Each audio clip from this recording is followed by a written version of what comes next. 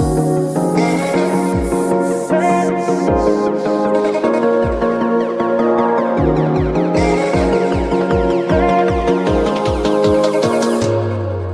Hello hello, क्या हाल चाल। आप सबको नमस्कार। Welcome to the platform of physics navigator. कैसे हैं आप लोग? कैसे चल रही है आप लोगों की पढ़ाई? मैं उम्मीद करता हूं कि आप सब ठीक होंगे और आपकी पढ़ाई बहुत अच्छी चल रही होगी। तो चलिए शुरू करते हैं आज का क्लास, जहां पे हम लोग पढ़ने वाले हैं कूलम्ब्स लॉ। कूलम्ब्स लॉ को बहुत अच्छे तरह से पढ़ेंगे और यहीं क्लास में ही आपके दिमाग में कूलम्ब्स लॉ को बहुत अच्छे से मैं फिट कर दूंगा। ठीक है, तो देखिए यहाँ पे निगाहों को गड़ा कर देखिए। पहले मैं आपको बताने वाला हूँ न्यूटन्स लॉ ऑफ ग्रेविटेशन, उसके साथ कंपेयर करके आपको पढ़ाऊंगा कूलम्ब्स लॉ। बहुत मजा आएगा, उससे आपका जो दिमाग है ना, मतलब शार्पन होगा बहुत अच्छे से। देखिए, पहला है अपना Newton's law of gravitation. Newton's law of gravitation, law of gravitation जिसे न्यूटन चचा ने दिया था, उन्हीं के नाम पे इसको रख दिया गया न्यूटन्स लॉ ऑफ ग्रेविटेशन। ठीक है ना। और दूसरा है अपना कूलम्ब्स लॉ, कूलम्ब्स लॉ जिसे कूलम्ब्स चचा ने दिया था। अब न्यूटन्स लॉ ऑफ ग्रेविटेशन और कूलम्ब्स लॉ में एक खास बात देखिएगा ना, तो बहुत सारा सिमिलरिटी आपको नजर आएगा। मतलब 99% आप सिमिलर चीज़ें देखिएगा इसमें। और देखिए, मैं आपको दिखा दूंगा यहाँ पे एक टेबल जनरेट करने वाला हूँ बहुत अच्छे से, जिसमें सारे पॉइंट्स होंगे। फिर कूलम्ब्स लॉ को जो है ना, बाद में चल के आपको टेबल दिखाने के बाद बहुत अच्छे से डीपली समझाऊंगा कि कूलम्ब्स लॉ जो है सच में है क्या और था क्या। ठीक है ना। देखिए यहाँ पे पहला मैं बताऊँ न्यूटन्स लॉ ऑफ ग्रेविटेशन, ये क्या देता है? ये देता है गिव्स फोर्स बिटवीन मासेस के बीच में फोर्स देता है, जिसका नाम होता है कौन सा? Gravitational force. ठीक है ना। और ये क्या देता है? Gives force between charges, force between charges, दो चार्जेज के बीच में ये देता है फोर्स, जिसका नाम होता है अपना कूलम्बिक फोर्स या आप इलेक्ट्रोस्टैटिक फोर्स या इलेक्ट्रिक फोर्स बोल सकते हैं। इसको क्या बोल सकते हैं? इसको बोल सकते हैं कौन सा फोर्स देता है? गिव्स फोर्सेस बिटवीन मासेस, जिसको बोला जाता है अपने को ग्रेविटेशनल फोर्स। और ये जो कूलम्ब्स चचा है, जो फोर्स बिटवीन चार्जेस देते हैं, इसको क्या बोला जाता है? यहाँ पे लिखता हूँ थोड़ा सा, क्योंकि 3 नाम लिखना है इसका, तीनों नाम सेम ही है। इलेक्ट्रिक फोर्स भी बोला जा सकता है, कूलम्बिक फोर्स भी बोला जा सकता है, या इसको इलेक्ट्रोस्टैटिक फोर्स भी बोला जा सकता है। इलेक्ट्रोस्टैटिक फोर्स भी बोला जा सकता है। मतलब हर तरह से आप वाकिफ रहिए, कुछ भी मत छोड़िए, कोई भी चीज़ नहीं छोड़ना है। समझ में आ रहा है ना? मैं छूटने ही नहीं दूंगा। मैं इतना गारंटी आपको दिलाता हूँ कि कूलम्ब्स लॉ पढ़ाने के बाद आप जो है ना, आपको कहीं भी पढ़ने की जरूरत नहीं पड़ेगी। आप जस्ट क्वेश्चन देखिएगा, क्वेश्चन आपसे हो जाएगा। ठीक है ना। देखिए यहाँ पे दूसरा पॉइंट देखिए। दूसरा पॉइंट मैं लिखता हूँ न्यूटन्स लॉ ऑफ ग्रेविटेशन होता क्या है? Newton's law of gravitation. अब मैं आपको बता रहा हूँ इसका statement, Newton's law of gravitation का statement. Newton's law of gravitation states that, देखिएगा पूरा डिटो सेम चलेगा। जैसा मैं जो पॉइंट में इसमें दिखाऊंगा ना, सेम पॉइंट में उसमें लिखाऊंगा। ठीक है ना। बस फॉर्मूला देखिएगा डिफरेंट होगा, क्योंकि कूलम्ब्स लॉ अलग क्यों बना? क्योंकि 99% केस में देखिएगा ना, तो न्यूटन्स लॉ ऑफ ग्रेविटेशन और कूलम्ब्स लॉ सिमिलर होते हैं। ठीक है। देखिए, Newton's law of gravitation states that force between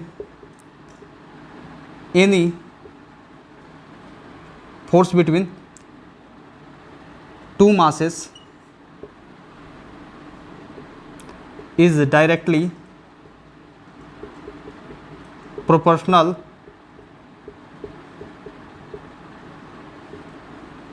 to their product and inversely proportional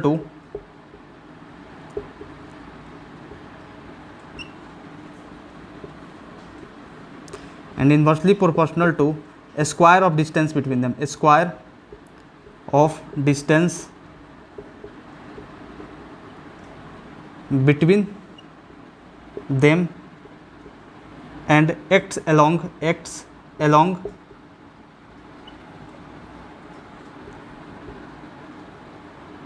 line joining the center of masses, एक बार मैं स्टेटमेंट रीड कर दूं, कैसा लिखा है स्टेटमेंट। ठीक है ना। देखिए, स्टेटमेंट लिखा होगा Newton's law of gravitation states that force between any two masses, यहाँ पे लिख लीजिए एनी टू मासेस, एनी यहाँ पे होगा ना। ठीक है ना।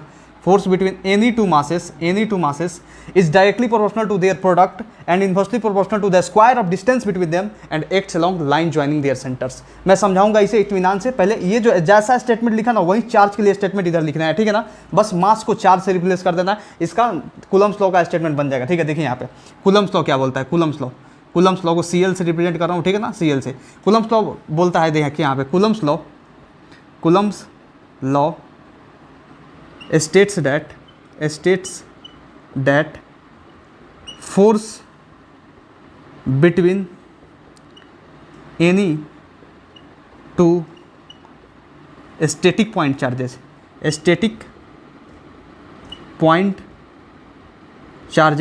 स्टैटिक क्यों लिखा है मैं आपको समझाऊंगा, ठीक है ना। देखिए यहाँ पे Coulomb's law states that force between any two static point charges is directly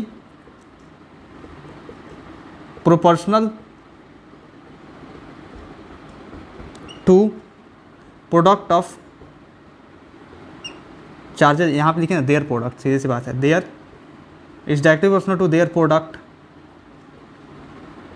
and inversely proportional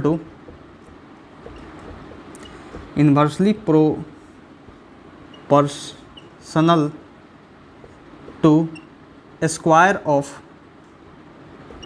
distance between them and acts along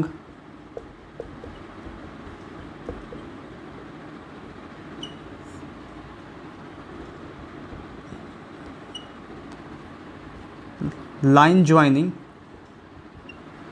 their centers।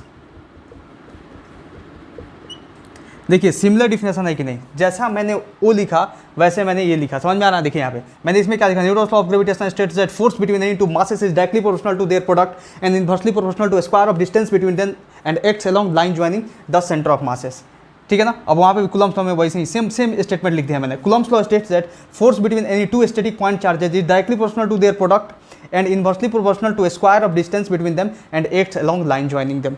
समझ में आ रहा है, लाइन ज्वाइनिंग देयर सेंटर्स। तो सेम स्टेटमेंट, सिमिलर स्टेटमेंट। अब देखिए, अब इसको मैं क्या करता हूँ, डिकोड करता हूँ पूरा मैथमेटिकल फॉर्म में। अब देखिए यहाँ पे मैं coulomb Newton's law of gravitation को मैथमेटिकल फॉर्म में डिकोड करने वाला हूँ। देखिए यहाँ पे बहुत ध्यान से देखिएगा, मतलब ये बोलना चाहता है ना ये स्टेटमेंट, जो ग्रेविटेशनल फोर्स होता है वो डायरेक्टली प्रोपोर्शनल होता है प्रोडक्ट ऑफ द मासेस, ठीक है ना। और जो ग्रेविटेशनल फोर्स होता है, ग्रेविटेशनल फोर्स वो इन्वर्सली प्रोपोर्शनल होता है square of distance between them. मतलब मान लीजिए कि कोई यहाँ पे ऐसे दो मासेस था, M1 और M2, ठीक है, M1 और M2 था, और यहाँ से जो है ना इनके सेंटर से डिस्टेंस लिया जाता है, R होता है, ये पूरा सेंटर से डिस्टेंस होता है, सेंटर से डिस्टेंस होता है, ठीक है ना। और ग्रेविटेशनल फोर्स होता है ना वो हमेशा अट्रैक्टिव होता है, तो ग्रेविटेशनल फोर्स हमेशा ऐसे लगता है, ऐसे लगता है। तो यहाँ पे हम ऐसे लिख दे, फोर्स ऑन 1 ड्यू टू 2 और फोर्स ऑन 2 ड्यू टू 1। यहाँ पे ऐसे दिखाई दे रहा है, नहीं दिखाई दे रहा होगा, मैं थोड़ा बड़ा लिखता हूँ, ठीक है ना। फोर्स ऑन 2 ड्यू टू 1 हो गया है ये, और फोर्स ऑन 1 ड्यू टू यहाँ पे 2 हो गया, ठीक है ना। तो ऐसे लगेगा, ऐसे लगेगा। कहने का मतलब देखिए यहाँ पे क्या लिखा हुआ है, पहला स्टेटमेंट जो बोल रहा है, इसमें 3 स्टेटमेंट्स है, इस लाइन में 3 स्टेटमेंट्स है। पहला बोला है कि ग्रेविटेशनल फोर्स डायरेक्टली प्रोपोर्शनल होता है प्रोडक्ट ऑफ मासेस के। उसके बाद दूसरा स्टेटमेंट इसमें ये है कि बोल रहा है कि ग्रेविटेशनल फोर्स इन्वर्सली प्रोपोर्शनल होता है स्क्वायर ऑफ डिस्टेंस, तो ये हो गया। और तीसरा स्टेटमेंट बोल रहा है कि एक्ट किधर करता है, डायरेक्शन बता रहा है कि सच में ग्रेविटेशनल फोर्स लगेगा न्यूटन्स लॉ ऑफ ग्रेविटेशन के अनुसार, तो लगेगा किधर, acts along line joining the centre of masses. ये सेंटर ऑफ मासेस है, इसका लाइन ज्वाइनिंग किधर है, ये सेंटर है, सेंटर मासेस का सेंटर है, इसका लाइन ज्वाइनिंग तो ये है, तो इधर ही लगेगा, इधर ही लगेगा, इसी लाइन में लगेगा, इसी लाइन में लगेगा। इस चीज़ को मैं आपको नेक्स्ट स्लाइड पे बहुत अच्छे से एक्सप्लेन करने वाला हूँ, पहले ये देख लीजिए आप, ठीक है ना। इस चीज़ को कि सच में ये स्टेटमेंट है, ये कितना बड़ा स्टेटमेंट है और कितना बड़ा बवाल क्रिएट कर सकता है, जिसको आप बढ़िया से नहीं समझेंगे तो, ठीक है ना। देखिए मैं यहाँ पे ये तो बता दिया आपको कि हाँ ऐसे ऐसे होता है। अब चलिए इस फॉर्मूला को डिराइव भी कर देते हैं। देखिए ग्रेविटेशनल फोर्स जो होता है डायरेक्टली प्रोपोर्शनल हो गया M1 M2 बटे आर स्क्वायर के, ठीक है ना। M1 M2 बटे आर स्क्वायर, इसको तो हम ऐसे ही लिख सकते हैं। जब हम डायरेक्टली प्रोपोर्शनल का साइन हम हटाएंगे तो यहाँ पे एक यूनिवर्सल ग्रेविटेशनल कांस्टेंट आ जाता है G। समझ में आ रहा ना। देखिए यहाँ पे तो ग्रेविटेशनल फोर्स का फॉर्मूला क्या आ गया अपना, G M1 M2 बटे आर स्क्वायर, जो बहुत अच्छे से आप इससे वाकिफ़ हैं और बहुत बार इसे आपने पढ़ा है, ठीक है ना। अब देखिए सिमिलर एनालॉजी इधर भी बैठने वाला है, समझ में आ रहा ना। क्योंकि ये जो है ना कूलम्ब चाचा, ये न्यूटन्स चाचा का समझ लीजिए कॉपी किए हुए हैं, समझ में आ रहा है। देखिए यहाँ पे कॉपी किए हुए हैं, न्यूटन्स चाचा का कूलम्ब चाचा कॉपी किए हुए हैं, ठीक है ना। देखिए यहाँ पे अब मैं आपको यहाँ पे इसको लिखाता हूँ, इस स्टेटमेंट को डिकोड कीजिए वैसे ही मैथमेटिकल फॉर्म में। तो कैसे कीजिएगा, मैथमेटिकल फॉर्म में आप डिकोड कीजिएगा तो ऐसे कीजिएगा कि Coulomb's law states that force between any two static point charges, static मतलब इलेक्ट्रिक फोर्स कौन सा फोर्स होगा, क्योंकि इलेक्ट्रिक फोर्स दिया था, इलेक्ट्रोस्टैटिक फोर्स दिया था, कोलम्बिक फोर्स दिया था, मतलब इलेक्ट्रिक फोर्स दिया था, समझ में आ रहा ना। ये डायरेक्टली प्रोपोर्शनल होता है चार्जेस के प्रोडक्ट के, समझ में आ रहा है, लेकिन मैग्नीट्यूड ऑफ चार्जेस के प्रोडक्ट के। इतना ध्यान रखिएगा कि आपको क्या करना है, आपको मैं बहुत अच्छे से बताने वाला हूँ ये चीज़ कि मैंने ये क्यों लिखा है यहाँ पे, मैग्नीट्यूड क्यों लिखा, ठीक है ना। नेक्स्ट स्लाइड पे देखिए, क्योंकि यहाँ पे जगह नहीं है, ठीक है। देखिए यहाँ पे, और यहाँ पे हम ये लिख सकते हैं कि इन्वर्सली प्रोपोर्शनल टू होता है आर स्क्वायर के, ठीक है, कोई दिक्कत नहीं। और तीसरा जो पॉइंट बोल रहा है वो तो मैं आपको नेक्स्ट स्लाइड पे समझाने वाला हूँ, क्योंकि यहाँ पे स्पेस नहीं बचा हुआ है, ठीक है। तो इससे हम क्या डिकोड कर सकते हैं, इससे हम ये डिकोड करेंगे कि ये जो है प्रोडक्ट ऑफ चार्जेज हुआ अपन आर स्क्वायर, अगर हम यहाँ पे डायरेक्टली प्रोपोर्शनल का रिलेशन यहाँ से हम हटाएं तो ये अपना आ जाएगा प्रोपोर्शनल कांस्टेंट, जिसको के बोला जाता है। ये Q1 Q2 बटे आर स्क्वायर होता है, आर स्क्वायर होता है। और यहाँ पे के क्या होता है, यहाँ पे अपना जी तो आ गया, तो जी को क्या बोलिएगा आप, जी जो है यहाँ पे universal gravitational constant, universal gravitational constant. और अपना के जो है वो है अपना के, यहाँ पे के ये आता है Coulomb's constant, Coulomb's constant, Coulomb's constant, Coulomb's constant. यहाँ तक आपको समझ में, यहाँ तक कोई दिक्कत नहीं होना चाहिए, आपको बहुत अच्छे से समझाया, हर एक चीज़ को समझाया, ठीक है ना। वैसे जितने भी आज पॉइंट्स बताने वाला हूँ इन दोनों को लेकर, आपका इतना दिमाग खोल देगा, आपका इतना ब्रॉड माइंड बता देगा ना कि आपसे कह रहे हैं ना कुछ नहीं छूटेगा, ठीक है। तो चलिए इसे जल्दी अभी फटाफट नोट कीजिए, मैं नेक्स्ट स्लाइड पर और चीज़ें एक्सप्लेन करने वाला हूँ।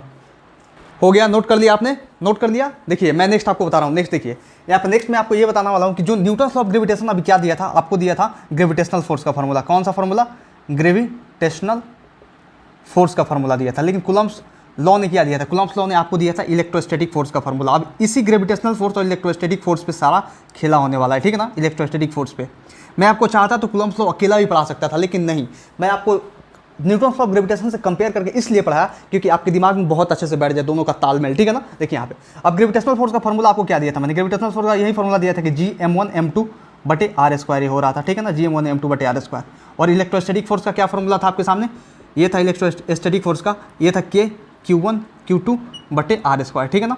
जहाँ पे Q1 Q2 होता है प्रोडक्ट ऑफ चार्जेस, लेकिन मैग्नीट्यूड लेंगे बस, और के होता है अपना, क्या होता है अपना एक प्रोपोर्शनल कांस्टेंट है जिसका नाम होता है कूलम्स कांस्टेंट या इलेक्ट्रोस्टैटिक फोर्स कांस्टेंट, ठीक है ना। अब देखिए यहाँ पे मैं आपको इंट्रोड्यूस करने वाला हर एक चीज़। यहाँ पे एफ जी क्या है, ये है अपना ग्रेविटेशनल फोर्स, ग्रेविटेशनल फोर्स, ठीक है ना। अपना यहाँ पे जी क्या है, जी ये है universal gravitational constant, universal gravitational constant. इसका वैल्यू चेंज कभी भी नहीं होता, इसका वैल्यू हमेशा फिक्स रहता है। आप दुनिया में कहीं भी चल जाइए, जहाँ भी यूनिवर्सल, किसी भी वर्ड के पहले यूनिवर्सल लगाओ। यूनिवर्सल का मतलब होता है कि कहीं भी इस दुनिया में, ब्रह्मांड में कहीं भी चल जाइए, चाहे सिरस पे चल जाइए, चाहे मंगल ग्रह पे चल जाइए, चाहे किसी भी प्लैनेट पे चल जाइए, मतलब इस दुनिया के किसी भी कोने में, इस यूनिवर्स के किसी भी कोने पे जी का वैल्यू हमेशा कांस्टेंट होगा। कैपिटल जी का वैल्यू का बात कर रहा हूँ, स्मॉल जी का नहीं। स्मॉल जी जो होता है ना वो एक्सेलरेशन ड्यू टू ग्रेविटी होता है, लेकिन कैपिटल जी जो होता है वो होता है अपना यूनिवर्सल ग्रेविटेशनल कांस्टेंट, जो कि यूनिवर्सल है, उसका वैल्यू यूनिवर्सल है, कांस्टेंट है उसका वैल्यू, वो होता है 6.67 × 10⁻⁻11, ठीक है ना, उतना होता है वैल्यू। मैं आपको दिखाऊंगा, ठीक है ना, उसका देखिए यहाँ पे। और यहाँ पे M1 एंड M2 क्या है, M1 and M2 are product of masses, ठीक है ना, प्रोडक्ट ऑफ मासेस, ठीक है। देखिए यहाँ पे प्रोडक्ट ऑफ मासेस। और यहाँ पे आर क्या है, आर ये है डिस्टेंस बिटवीन, अब यहाँ पे खेला होगा, यहाँ पर भी बहुत सावधानी से सोचिएगा, हर एक चीज़ समझ रहे हैं ना। यहाँ पे ऐसे मार्क कर रहा हूँ, जहाँ पे मैं हैशटैग मार्क करूँ वहाँ पे समझ जाइए कि सावधान होना है आपको, ठीक है ना। देखिए आर जो होता है distance between centre of masses होता है, distance between centre of masses. अब सेंटर ऑफ मासेस क्या होता है मैं बता रहा हूँ आपको, ठीक है ना। पहले इधर नामकरण फिर कर लीजिए, ठीक है ना। देखिए यहाँ पे जो अपना Fe था, यह इलेक्ट्रोस्टैटिक फोर्स, इलेक्ट्रोस्टैटिक बोलिए इसे या इलेक्ट्रिक बोलिए इसे, समझ में आ रहा ना, कोई भी वर्ड आ सकता है, या कुलम्बिक बोलिए, ठीक है ना, Coulombic force.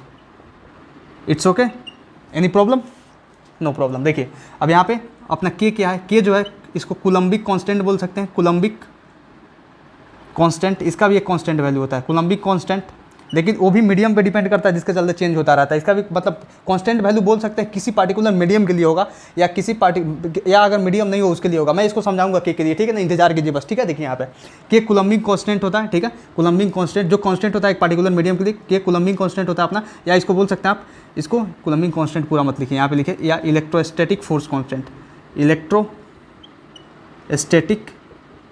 Force constant, Coulombic constant बोलिए या इलेक्ट्रोस्टैटिक फोर्स कांस्टेंट, ठीक है। कोई यहाँ तक दिक्कत, कोई दिक्कत नहीं। Q1 एंड Q2 क्या है, Q1 एंड Q2 ये जो है ना मैग्नीट्यूड ऑफ, ये है यहाँ पे लिख सकते हैं मैग्नीट्यूड ऑफ चार्जेस है, मैग्नीट्यूड ऑफ चार्जेस, ठीक है, कोई दिक्कत नहीं होनी चाहिए। देखिए यहाँ पे आर क्या है, यहाँ पे आर वही है, सेम चीज़, जो आर यहाँ पे है वो आर यहाँ पे है, ठीक है ना, मतलब distance between centre of charges, distance between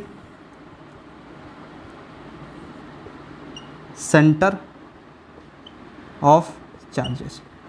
अब समझिए, बहुत अच्छे से समझिए, इसके बिहेवियर को समझिए, बहुत अच्छे से आपको इसका बिहेवियर आपको बताने वाला हूँ।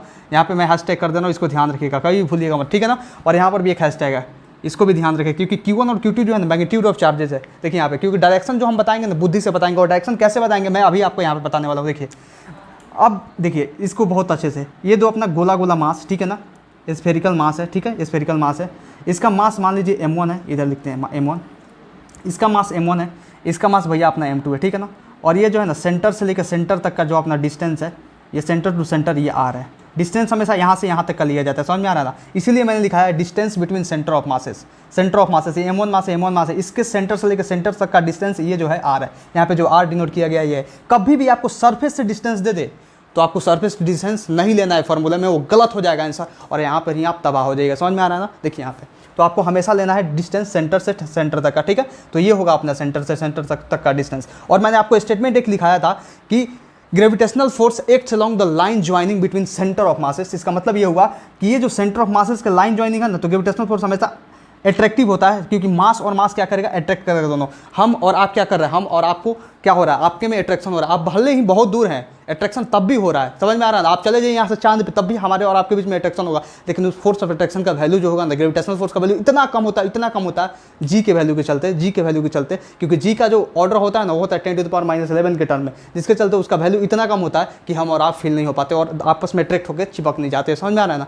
लेकिन धरती और अपने बीच में चिपकाव है, क्यों है ये भी समझाऊंगा आपको, ठीक है। थोड़ा देर बस इंतजार कीजिए। देखिए यहाँ पे, और ये हो गया m1 m2, यहाँ पे ये सेंटर ऑफ मासेस, ये सेंटर ऑफ मासेस, यहाँ तक का डिस्टेंस अपना देखें तो r हो गया। और जो बोल रहे थे ना कि acts along line joining between centre of masses, तो ग्रेविटेशनल फोर्स हमेशा इधर लगेगा, इधर ऐसे लगेगा ग्रेविटेशनल फोर्स। तो फोर्स ऑन 1 ड्यू टू 2 इससे पढ़िए, फोर्स ऑन 2 ड्यू टू 1 पढ़िए इसे, ठीक है ना। कभी भी ग्रेविटेशनल फोर्स ऐसे नहीं लग सकता, ऐसे इधर लग जाए फिर ऐसे इधर लग जाए, समझ में आ रहा है। ऐसे नहीं लग सकता, या ऐसे इधर लग जाए या ऐसे इधर लग जाए, ऐसे कभी नहीं लगेगा। जब भी लगेगा तो एक दूसरे के सामने ही लगेगा, क्योंकि ये ग्रेविटेशनल फोर्स है, क्योंकि अट्रैक्ट कर रहा है। समझ में आ रहा है ना, समझ में आया आपको क्या बोला मैं, ठीक है। देखिए यहाँ पे समझिए। अब देखिए यहाँ पे देखिए, यहाँ पे 3 टाइप के बिहेवियर आपको नजर आएगा, एक पॉजिटिव चार्ज का, एक निगेटिव चार्ज का, और एक पॉजिटिव नेगेटिव चार्ज का है। मास को अभी निगेटिव हो नहीं सकता। आपको मैं पढ़ाया हूँ लेक्चर में कि मास जो है बस एक टाइप का होता है, कौन सा होता है, पॉजिटिव मास। लेकिन चार्ज जो होता है 2 टाइप का होता है, और उस 2 टाइप के चार्ज के बिहेवियर के चलते, समझ में आ रहा है ना, 3 केस यहाँ पे बन जाता है। देखिए यहाँ पे देखिए, ये नंबर में यहाँ पे आप देखिए,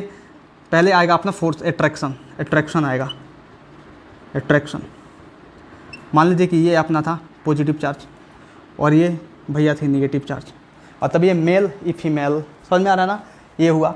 तो यहाँ पे क्या होगा, इन दोनों के बीच में क्या होगा, अट्रैक्शन होगा। लेकिन ये भी लाइन ज्वाइनिंग के अलोंग, यहाँ से भी सेंटर से लेकर सेंटर वाला डिस्टेंस यहाँ पर भी लिया जाता है, समझ में आ रहा है ना। यहाँ भी सेंटर वाला डिस्टेंस लिया जाता है। इसको माइनस को मैं यहाँ करता हूँ, ठीक है ना, माइनस को यहाँ से सेंटर वाला डिस्टेंस लिया जाता है, क्योंकि इसमें भी लिखा हूँ distance between centre of charges. कोई दिक्कत नहीं। ये है अपना प्लस Q1, ये अपना है प्लस Q2, कोई दिक्कत नहीं। माइनस Q2 सॉरी, ये अपना माइनस Q2, कोई दिक्कत, यहाँ तक कोई दिक्कत। देखिए अब same to same, similar to similar ऐसा ही यहाँ पे मैं करने वाला हूँ। देखिएगा, ये R हो गया अपना, ठीक है ना, ये डिस्टेंस बिटवीन द चार्जेस हो गया, लेकिन सेंटर से लेना है, ठीक है ना। अब यहाँ पे लगेगा force on 1 due to 2, force on 2 due to 1। कहने का मतलब इसको रीड किया जाता है कि फोर्स ऑन 1, ये जो पहला Q1 चार्ज है ना, फोर्स ऑन Q1 चार्ज, ये Q2 चार्ज उतना फोर्स इस पर लगा रहा है, और ये force on Q2 charge due to Q1 charge, मतलब दोनों सेम होता है, क्योंकि ये प्लस है ये माइनस है, ये दोनों सेम हो रहा है। सेम क्यों हो रहा है, सेम इसलिए हो रहा है क्योंकि जो ग्रेविटेशनल कुलम्स, जो कुलम्बिक फोर्स होता है ना, जितना ये चार्ज इस पे लगाता है उतना यही चार्ज इस पे लगाता है, समझ में आ रहा है ना। इसीलिए दोनों सेम होता है। यहाँ पर भी ये दोनों सेम होता है, F12 बराबर F21 होगा। क्यों होगा, क्योंकि जितना ये m1 मास इस पे ग्रेविटेशनल फोर्स लगाएगा, उतना ही m2 मास ये m1 पे ग्रेविटेशनल फोर्स लगाएगा। आया आपको समझ में। देखिए यहाँ पे नेक्स्ट, तो अट्रैक्शन का केस तो एक ही बन सकता है, क्योंकि प्लस माइनस ही अट्रैक्शन कर सकते हैं। लेकिन यहाँ पे देखिए, यहाँ पर रिपल्सन का केस मैं आपको बना के दिखाता हूँ। रिपल्सन का केस एक तो हो सकता है प्लस में रिपल्सन, प्लस में मान लीजिए कि ये प्लस Q1 था, ये भी प्लस Q1 था। एक हो सकता है माइनस में रिपल्सन, ये माइनस और ये माइनस, थोड़ा बड़ा बनाते हैं ना, ये हो गया अपना माइनस, समझ में आया।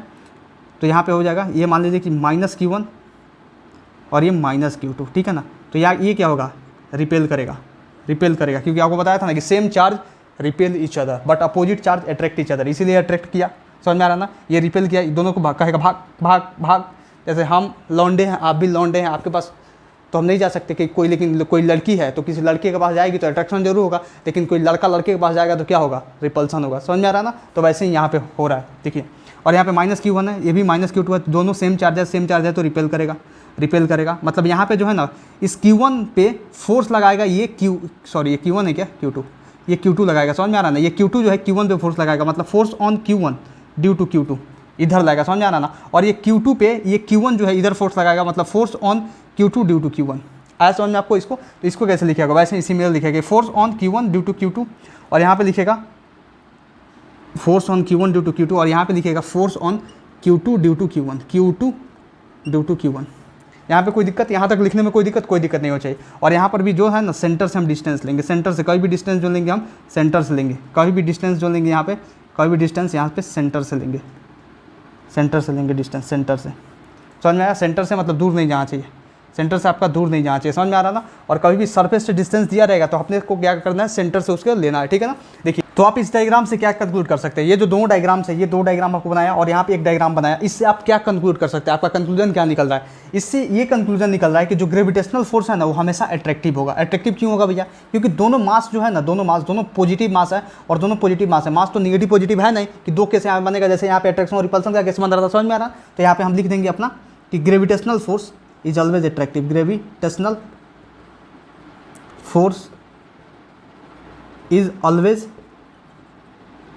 अट्रैक्टिव, हमेशा अट्रैक्टिव होगा ग्रेविटेशनल फोर्स, चाहे कोई भी केस हो, चाहे कुछ भी हो जाए, चाहे पहाड़ टूट जाए, चाहे आसमान टूट जाए, चाहे कुछ भी हो, समझ में आ रहा ना। ये अपना ग्रेविटेशनल फोर्स हमेशा अट्रैक्टिव होने वाला है, ठीक है। अब देखिए नेक्स्ट इसमें मैं क्या लिखाऊंगा, यहाँ पे ये लिखाऊंगा कि अपना इलेक्ट्रिक फोर्स में भी अट्रैक्टिव और रिपल्सिव, समझ में आ रहा ना। मतलब इलेक्ट्रिक फोर्स अट्रैक्टिव भी हो सकता है, रिपल्सिव भी हो सकता है। आपको ये समझ में आया? मैंने बहुत अच्छे से आपको समझाया, ठीक है। चलिए इसे नोट कीजिए और मैं बहुत अच्छे से इसको और आगे लेके जाने वाला हूँ, जल्दी फटाफट। Now moving towards the next point, देखिए यहाँ पे जल्दी फटाफट। नेक्स्ट पॉइंट अपना ये है कि दोनों आपको क्या बताया था कि जो मासेस थी बस एक टाइप की थी भैया, पॉजिटिव मासेस होती है, जिसके चलते क्या होता है, मान लीजिए कि ये M1 था, ये M2 था, तो ग्रेविटेशनल फोर्स हमेशा इधर लग रहा था, मतलब फोर्स ऑन 1 ड्यू टू 2, मतलब फोर्स ऑन मास यहाँ पे 2 ड्यू टू 1, ठीक है ना। कोई दिक्कत यहाँ पे कोई दिक्कत नहीं होना चाहिए। और सेंटर से अपना क्या करते थे हम, डिस्टेंस लेते थे, या सेंटर से डिस्टेंस लेते थे, ये आर जो होता था, ठीक है। यहाँ तक कोई दिक्कत, यहाँ तक कोई दिक्कत नहीं। लेकिन आप ये इतना बात ध्यान रखिए, यहाँ पे जो फोर्स 1 होता है ना ड्यू टू 2, जहाँ यहाँ पे फोर्स 2 ड्यू टू 1, ये जो होता है ना दोनों सेम होता है, मैग्नीट्यूड वाइज सेम होता है। क्योंकि जो ग्रेविटेशनल फोर्स ये मास इस पे लगा रहा है M2 पे, वहीं M2 जो है M1 पे लगा रहा है। इससे आप सहमत हैं? कोई दिक्कत नहीं होनी चाहिए, ठीक है ना, कोई दिक्कत नहीं होनी चाहिए। अब देखिए, और लेकिन इसको हम वेक्टर फॉर्म में लिखे तो फोर्स ऑन 1 ड्यू टू 2 बराबर minus of force 2 due to 1, क्योंकि दोनों जो है ना पूरे 180 डिग्री पे एंगल्स पे, मतलब दोनों निगेटिव वेक्टर्स हैं। मतलब ऐसे वेक्टर्स हैं दोनों, ये ऐसे वेक्टर्स हैं दोनों जिनका मैग्नीट्यूड सेम है, लेकिन दोनों जो है एक दूसरे का अपोजिट में एक्ट कर रहे हैं, तो उसको तो हम ऐसे डिनोट कर सकते हैं। आपको वेक्टर ने बहुत अच्छे से सिखाया, ठीक है ना। चलिए हुआ ये, आपको समझ में आया? देखिए अब नेक्स्ट यहाँ पे मैं बताता हूँ, इसको थोड़ा अच्छे से लिखते हैं, टेढ़ा हो गया, ठीक है। यहाँ ऐसे लिखते हैं, यहाँ पे force on 1 due to 2 is equal to minus of force on 2 due to 1, ठीक है। देखिए अब नेक्स्ट सेम बात जो है ना, सेम बात इसके लिए आने वाला है, सेम बात इसके लिए आने वाला है। इसमें कौन सा केस बन रहा था? 3 केस बन रहा था अपना। एक तो ये केस बन रहा था अपना, ये केस बन रहा था अपना, ठीक है ना, और एक केस ये बन रहा था अपना। और इन तीनों केसेस में क्या था? तीनों केसेस में ये था कि ये अपना था ये प्लस Q1, ये प्लस Q2 था, ठीक है ना, ये माइनस Q1, ये माइनस Q2, लेकिन ये था अपना प्लस Q1 तो ये माइनस Q2, ठीक है ना। मतलब एक प्लस माइनस का केस था और एक माइनस का केस था और एक प्लस का केस था।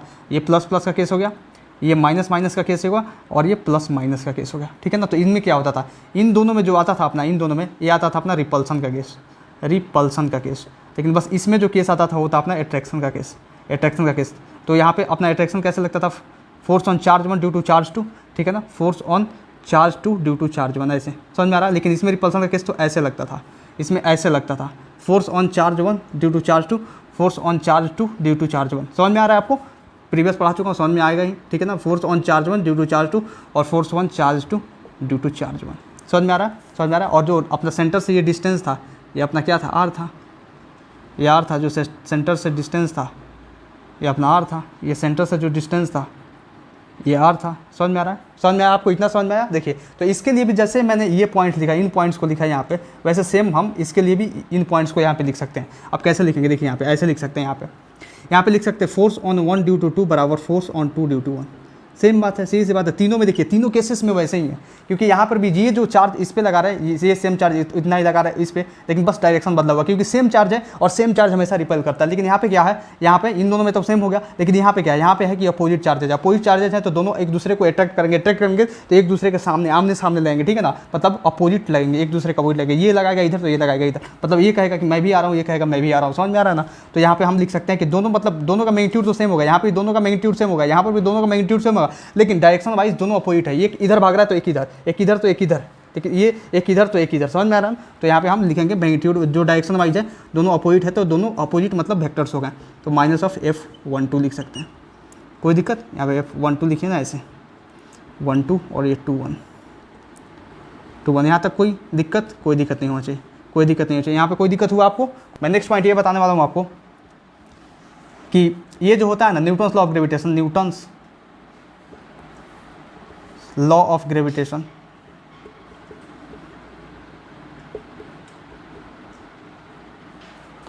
वो वैलिड होता है पॉइंट मासेस के लिए and spherical symmetrical mass distribution के लिए, सिमेट्रिकल मास डिस्ट्रीब्यूशन के लिए। अब देखिए इस चीज़ को समझिए, ये क्या बताना चाहता हूँ, ये बताना चाहता हूँ कि ये जो न्यूटन्स लॉ ऑफ ग्रेविटेशन है वो पॉइंट मासेस के बीच में जाएगा। मान लीजिए कोई दो पॉइंट मासेस है M1 M2, जैसे मैं यहाँ पे हूँ और आप चांद से हमको वहाँ पे, चांद से आप देख रहे हैं हमको, तो मैं आपको क्या नजर आऊँगा, पॉइंट नजर आऊँगा। मैं अगर आपको देख सकूँ तो मैं आपको देखूँगा तो आप क्या नजर आएगा, आप एक पॉइंट नजर आएगा। चांद देखिए इतना बड़ा है, समझ में आ रहा है, लेकिन चांद यहाँ से देखने पे क्या नजर आता है, यहाँ से तारा देखने पे क्या नजर आता है, पॉइंट नजर आता है। समझ में आ रहा है। तो वैसे ही हम यहाँ पे वैलिड कर देंगे। समझ में आ रहा है। लेकिन इस स्फेरिकल सिमेट्रिकल, अगर स्फेरिकल सिमेट्रिकल भी रहे, लेकिन स्फेरिकल होना चाहिए, ये भी स्फेरिकल होना चाहिए, सिमेट्रिकल होना चाहिए, ऐसा नहीं उबड़ खाबड़। समझ में आ रहा है ना। तो इनके बीच में भी लग जाएगा अपना, इसके बीच में भी लग जाएगा अपना ग्रेविटेशनल फोर्स, मतलब ये न्यूटन्स लॉ ऑफ ग्रेविटेशन। समझ में आ रहा है ना। तो यहाँ पर भी हम लिख सकते हैं, इन दोनों केसेस में हम लिख सकते हैं कि ग्रेविटेशनल फोर्स जो है ना Gm1 M2 बटे R² होगा। समझ में आया, समझ में आया आपको क्या बताना चाहता हूँ, समझ में आ रहा है यहाँ पे क्या बताना चाहता हूँ। यहाँ पे तो कोई सेंटर का बात ही नहीं, क्योंकि छोटा छोटा मास है तो R सीधा ले लेंगे दोनों के बीच का डिस्टेंस। लेकिन जब भी स्फेरिकल सिस्टम आएगा, जब भी स्फेरिकल वाला सिस्टम आएगा, यहाँ पे हम क्या करेंगे, दोनों के सेंटर से डिस्टेंस लेंगे यार। समझ में आ रहा है ना। यहाँ पे बात ये ध्यान रखिएगा। वैसे ही सेम मास के लिए बोल सकते हैं, सेम मास के लिए क्या बोल सकते हैं, ये थोड़ा सा करते हैं ना, थोड़ा सा छोटा छोटा लिखना पड़ेगा, यहाँ पे स्पेस कम है, ठीक है ना। यहाँ पे देखिए मैं बताता हूँ आपको, इसको ऐसे लिखते हैं यहाँ पे F12 बराबर F21, और यहाँ पे लिख सकते हैं F12 बराबर माइनस ऑफ F21। इसको थोड़ा छोटा करते हैं, आजा भाई, यह समझ में, इतना आया समझ में ना। और देखिए सेम पॉइंट मैं इसके लिए लिखने वाला हूँ कि यहाँ पे जो कूलम्ब्स लॉ जो होता है ना, Coulomb's law valid for point charges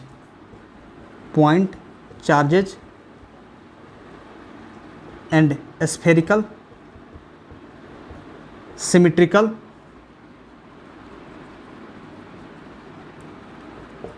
point charges. Same बात है, सेम, समझ में आ रहा है। जैसे पॉइंट चार्जेज है तो इसके बीच में लग जाएगा, मान लीजिए प्लस Q1 है, ये माइनस Q2 है, सीधी सी बात है, तो इधर लग जाएगा, इधर लग जाएगा। इन दोनों का बीच का जो डिस्टेंस होगा अपना R होगा। समझ में आ रहा है ना, R होगा। लेकिन अगर यहाँ पे अगर स्फेरिकल चार्जेज है, देखिए स्फेरिकल चार्जेज, तो हम यहाँ से लेंगे डिस्टेंस, पूरा सेंटर से डिस्टेंस लेंगे। ये प्लस Q1 है, ये माइनस Q2 है, तो इधर तो लगेगा, लेकिन यहाँ से हम सेंटर से डिस्टेंस लेंगे। इतना बात समझ लीजिएगा। तो इसके लिए बस वैलिड है। लेकिन हम अगर क्या करते हैं, कभी कभी आप देखिएगा कि आपको क्या करना पड़ेगा, मास जब ग्रेविटेशनल फोर्स है ना वो एक्सटेंडेड बॉडीज में निकालना पड़ेगा, तो उसको आप सेंटर ऑफ मास पे जिम करके निकालिएगा, वो आपको सिखाया जाएगा, ठीक है ना। पहले ये कीजिए, जल्दी फटाफट नोट कीजिए इसे। Now moving towards the next points. देखिए यहाँ पे नेक्स्ट पॉइंट्स अपना क्या है इन दोनों के बीच में। देखिए अब जो है ना, आपको तो इतना डिफरेंस लिखा दिया, लेकिन कुछ सिमिलर पॉइंट्स भी आएंगे इन दोनों के बीच में, बहुत सिमिलर, जो सेम मैच करता है। जो इसके लिए होगा वो उसके लिए होगा, ठीक है। देखिए यहाँ पे मैं बोल दूँ आपको कि जो ग्रेविटेशनल फोर्स होता है ना, उसका रेंज होता है इनफाइनाइट होता है, हैव इनफाइनाइट रेंज। अब जितनी बातें लिखाई जा रही है सब ग्रेविटेशनल फोर्स के लिए, ठीक है ना। Have infinite range. यहाँ पर भी जो इलेक्ट्रोस्टैटिक फोर्स का रेंज होता है हैव इनफाइनाइट रेंज। इसका मतलब क्या हुआ मैं आपको बता रहा हूँ, हैव इनफाइनाइट रेंज।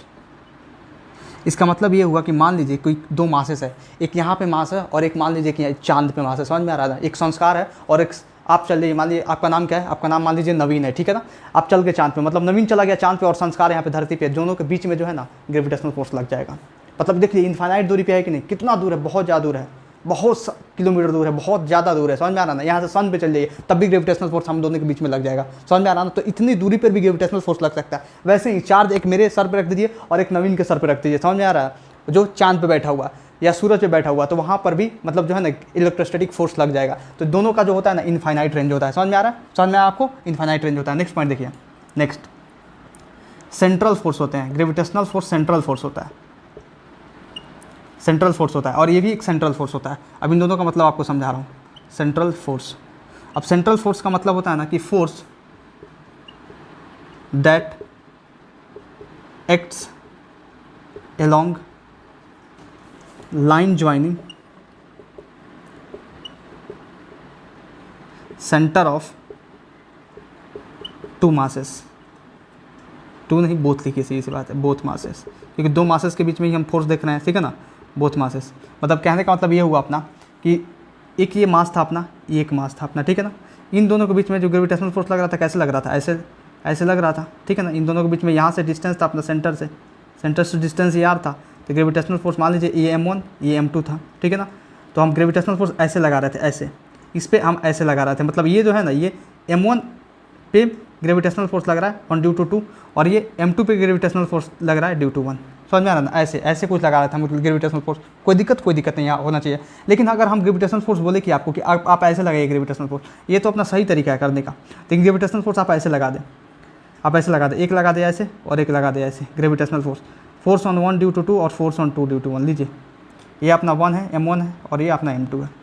लगा के बताइए ऐसे लगेगा क्या, ऐसे गलत है, ऐसे कभी नहीं लगेगा, ऐसे कभी नहीं लगेगा, समझ में आ रहा है। मतलब ये जो है ना हमेशा सेंट्रल फोर्स का मतलब हुआ कि लाइन ज्वाइनिंग के अलोंग ही लगने वाला है, कभी भी ऐसे नहीं लगेगा। मान लीजिए कि हम इसको हम इधर कर देते, इसको हम इधर कर देते, तब भी नहीं लगेगा, मतलब हमेशा लगेगा तो ऐसे ही लगेगा, समझ में आया, समझ में आपको। वैसे ही चार्ज के लिए सेंट्रल फोर्स, इसके लिए हम डिफिनेशन लिख सकते हैं कि फोर्स दैट एक्ट्स अलोंग, क्योंकि इसका डिफिनेशन हम बनाएंगे इलेक्ट्रिक फोर्स के अनुसार, ठीक है ना। Force that acts along line joining between centre of charges, between centre of both charges, centre of both charges. तो सेम ये भी ऐसे ही जाएगा, जैसे में ये था अपना चार्ज, ये है अपना चार्ज, समझ में आ रहा है, ये अपना प्लस Q1, ये है माइनस Q2, समझ में आ रहा है ना। अब ऐसे लगेगा तो force on charge Q1 due to Q2, force on charge Q2 due to Q1, सीधी सी बात है, समझ में आ रहा है ना। यहाँ से अपना R डिस्टेंस हुआ, ये R डिस्टेंस हुआ, तो ऐसे लगेगा। लेकिन कभी भी हम बोल दें कि आप ऐसे लगा के बताइए, इसको ऐसे लगा के बताइए, ऐसे लगा के बताइए, या ऐसे लगा के बताइए, ऐसे लगने वाला है, कभी भी नहीं लगेगा। 2 ड्यू टू 1, 1 ड्यू टू 2, समझ में आ रहा है ना, कभी भी ऐसे नहीं लगेगा, कभी भी ऐसे नहीं लगेगा। कुछ भी कर ले तो ये गलत हो जाएगा, ऐसे दे रहा है तो ये गलत हो जाएगा, ऐसे सही हो जाएगा। समझ में आपको आया, समझ में आपको बढ़िया से, ठीक है। नेक्स्ट पॉइंट देखिए, नेक्स्ट में ये बताने वाला हूँ कि जो ग्रेविटेशनल फोर्स होता है ना, वो मेडिएट होता है ग्रेविटॉन से, मेडिएटेड बाय ग्रेविटॉन। अब ग्रेविटॉन क्या होता है, ग्रेविटॉन एक पार्टिकल होता है जो इसे मेडिएट करता है। अब इसके तह तक नहीं जाना है, बस इस इन्फॉर्मेशन को आप जान लीजिए, ये समझ लीजिए कि आउट ऑफ सिलेबस चीज़ है, लेकिन मैं आपको लिखा देता हूँ क्योंकि बहुत सारी किताबों में दिया हुआ है और बहुत सारे टीचर्स कराते भी हैं, ठीक है ना। देखिए मेडिएटेड बाय ग्रेविटॉन, और ये जो होता है ना मीडिएट होता है फोटोन से। मैं यहाँ पे लिखा रहा हूँ mediated by photon, mediated by photon, PHOTON, जिसका बहुत अच्छे से आपको डिटेल पढ़ना है, समझ आ रहा है ना। मॉडर्न फिजिक्स में पढ़िएगा इस फोटोन का डिटेल, इलेक्ट्रोमैग्नेटिक वेव्स में पढ़िएगा, फोटोन ही, ग्रेविटॉन का डिटेल नहीं है, ठीक है ना। देखिए यहाँ पे नेक्स्ट पॉइंट अपना ये है कि ये जो होता है ना, ये कंजर्वेटिव नेचर का होता है, कंजर्वेटिव नेचर का। ग्रेविटेशनल फोर्स कंजर्वेटिव नेचर का होता है। कंजर्वेटिव नेचर का मतलब क्या हुआ, कंजर्वेटिव नेचर का मतलब हुआ कि कभी भी आप कंजर्वेटिव फोर्स पढ़े होंगे, समझ में आ रहा है ना। आपको पढ़ा होगा कि कंजर्वेटिव फोर्स क्या होता है, नॉन कंजर्वेटिव फोर्स क्या होता है, कहाँ पे पढ़ा था आपने, वर्क पावर एनर्जी में पढ़ा था। उसमें ये बताया जा रहा था कि जो भी फोर्सेस जितने भी कंजर्वेटिव होते हैं ना, उनका क्लोज लूप में वर्क डन देखा जाए तो जीरो होगा। तो कंजर्वेटिव का मतलब ये हुआ है यहाँ पे, समझ में आया ना, कंजर्वेटिव नेचर, ये भी कंजर्वेटिव नेचर का होता है। तो इतना बस ध्यान रखिए आप, ठीक है ना। बाकी उसके डिफिनेशन के अनुसार सेट करते जाइएगा। कंजर्वेटिव नेचर कल आप सब लोग पढ़ कर आएंगे, कंजर्वेटिव नेचर और non conservative nature of forces मतलब क्या होता है, उनका डिटेल क्या है, ठीक है ना। उस पर क्वेश्चन आएगा तो आपको दिक्कत नहीं होना चाहिए, ठीक है। देखिए यहाँ पे कंजर्वेटिव। अब यहाँ पे नेक्स्ट पॉइंट क्या है, नेक्स्ट पॉइंट ये है कि ये कौन सा पॉइंट लिखा था, पहले तो इनफाइनाइट रेंज होता है इनका, ठीक है। सेंट्रल फोर्स होता है, मेडिएट होता है ग्रेविटॉन से, कंजर्वेटिव फोर्स होता है, और लास्ट जो पॉइंट है अपना, लास्ट पॉइंट इसमें इसका यह है कि follows inverse square law, inverse square law. Inverse square law का मतलब क्या होगा, इनवर्स स्क्वायर लॉ का मतलब gravitational force inversely proportional to R² होता है। इसका मतलब यही हुआ। यहाँ पर भी लिख सकते हैं आपकी फॉलोज इन्वर्स स्क्वायर लॉ, क्योंकि इसमें भी inversely proportional to R square आता है, तो लिख सकते हैं फॉलोज इन्वर्स स्क्वायर लॉ। कितना आसान है, दिख रहे हैं ना, कितना आसान है। मतलब जो कोलंबो था सब न्यूटनोवा का कॉपी कर दिया, समझ में आ रहा है ना, सब न्यूटनोवा का कॉपी कर दिया। न्यूटन को इस पर कॉपीराइट क्लेम दे देना चाहिए था, समझ में आ रहा है ना, क्या देना चाहिए था, कॉपीराइट क्लेम।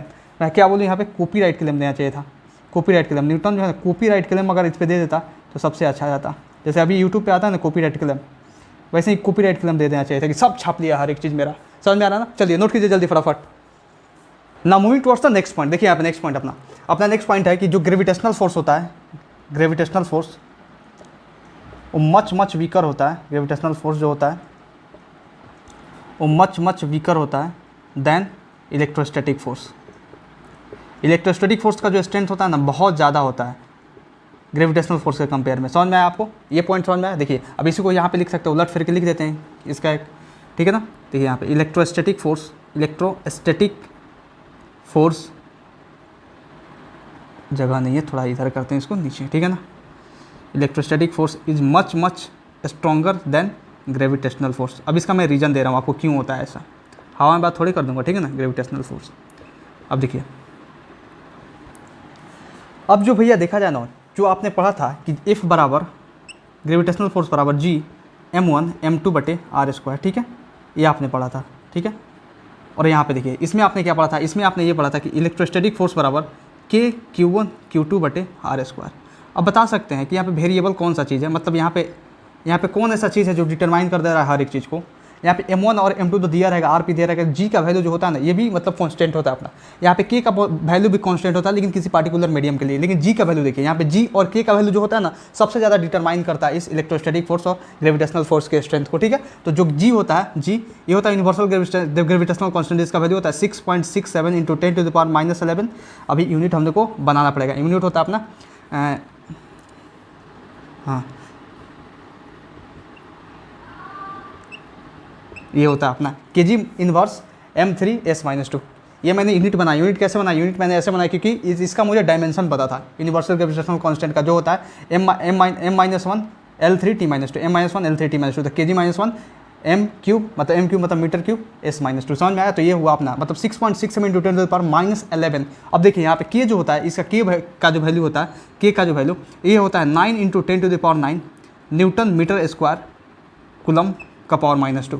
मतलब देखिए यहाँ पे आप देखिए इस वैल्यू में आप देखिएगा तो यहाँ पे 6.67 लेकिन 10⁻11, मतलब कहने का मतलब 6.67/10⁻11, मतलब ये जो 6.627 है ना वो 10⁻11 से डिवाइड होकर बन रहा है, लेकिन यहाँ पे 9 × 10⁻9 है। मतलब देखिए ये वैल्यू कितना ज़्यादा है। अगर इसको किसी दो चार्ज के प्रोडक्ट से मैग्नीट्यूड से आप मल्टीप्लाई कीजिएगा तो वैल्यू बहुत ज़्यादा आएगा, लेकिन इसको जब 10⁻11 को इसमें मल्टीप्लाई करने वाले हैं आप तो ये वैल्यू बहुत ज़्यादा कम आ जाएगा, जिसके चलते इलेक्ट्रोस्टैटिक फोर्स का वैल्यू बहुत ज़्यादा हो जाता है और ग्रेविटेशनल फोर्स का वैल्यू कम हो जाता है। जैसे हमें मान लीजिए कि मैं यहाँ पे हूँ, आप अपने रूम में बैठे हुए हैं, तो वहाँ पे क्या मान लीजिए कि हम दोनों के बीच में अगर ग्रेविटेशनल फोर्स निकाला जाए और दोनों के बीच में इलेक्ट्रिक फोर्स निकाला जाए, तो दोनों के बीच में जो है ना ये K और G डिटरमाइन कर देगा इलेक्ट्रिक फोर्स का और ग्रेविटेशनल फोर्स का स्ट्रेंथ। तो इलेक्ट्रिक फोर्स का स्ट्रेंथ ज़्यादा आएगा, समझ में आ रहा है ग्रेविटेशनल फोर्स से, समझ में आया आपको। देखिए यहाँ पे नेक्स्ट पॉइंट अपना है, नेक्स्ट पॉइंट कि जो यहाँ पे जो ग्रेविटेशनल फोर्स होना है, ग्रेविटेशनल फोर्स ये मीडियम पे कभी भी डिपेंड नहीं करता है। ग्रेविटेशनल फोर्स